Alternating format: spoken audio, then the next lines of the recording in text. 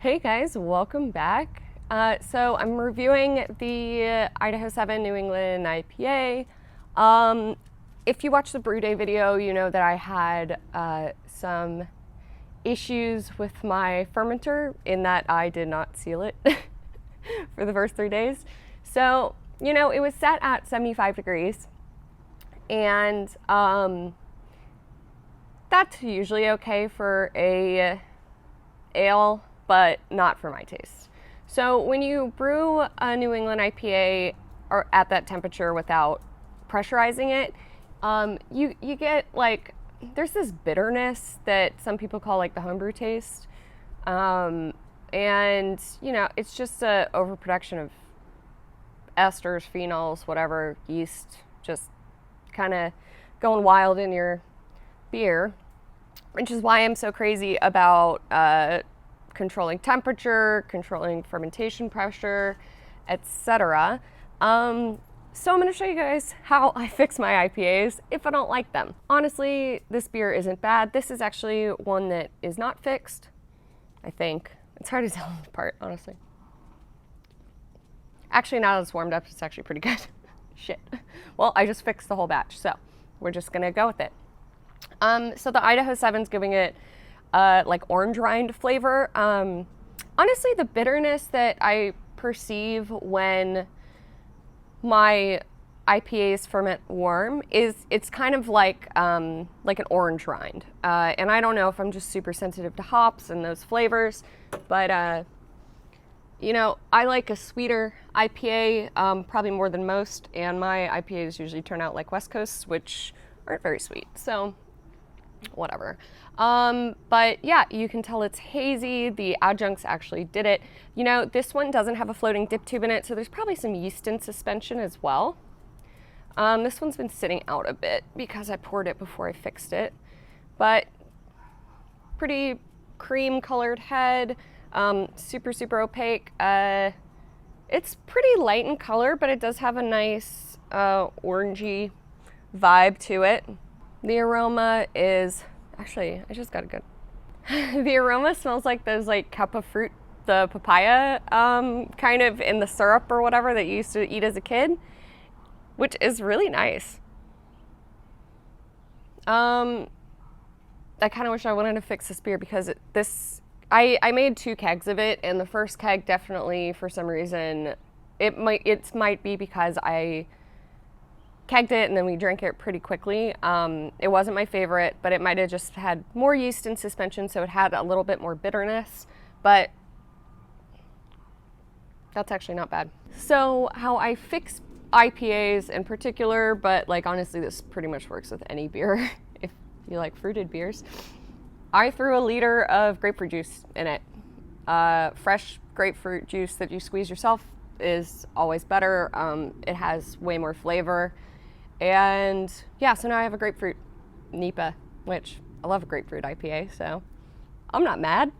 So because this beer didn't turn out like I like my IPAs, this is actually the original, I'm gonna add some grapefruit juice, and to prevent it from re-fermenting, I'm gonna add 1 Camden tablet per gallon of beer, and then hopefully I can can it without them exploding.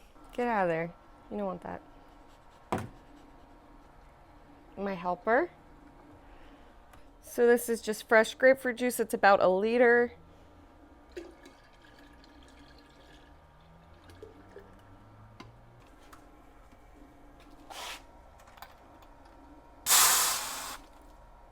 And I'm just gonna gently rock it back and forth, trying to upset any yeast at the bottom. All right, so let's give this one a review. Seriously, that's why I started making fruit beers, is because I didn't have control over my temperatures. So I hate wasting things. So, you know, if I can fix something enough that I will enjoy drinking it, I'm always about that. Tangerine juice and orange zest, lime zest, grapefruit zest and juice. They all really mask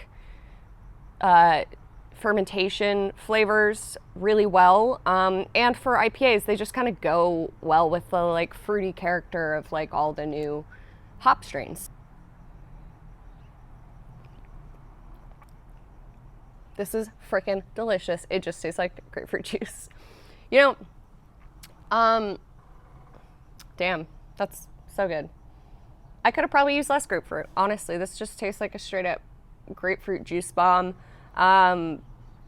People love hazies because they can taste like orange juice and stuff, and this like legit is like a pulpy grapefruit glass of juice.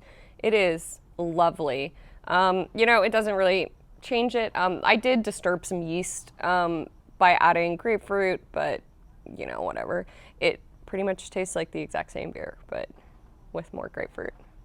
Yeah, so that's one of Sir's tips and tricks. Here's another one. If you want your plants to grow, water, fertilizer, sun. People give me shit for that one all the time, but it works. All right, well,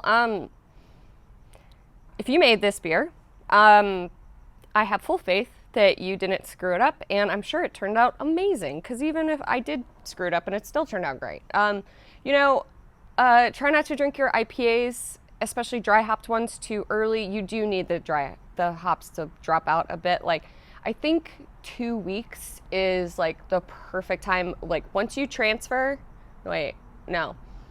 So once you transfer your IPAs into a keg or whatever, if you give it like a solid week and a half, 2 weeks, 2 weeks ideally, it'll be so much better 2 weeks than like the first day.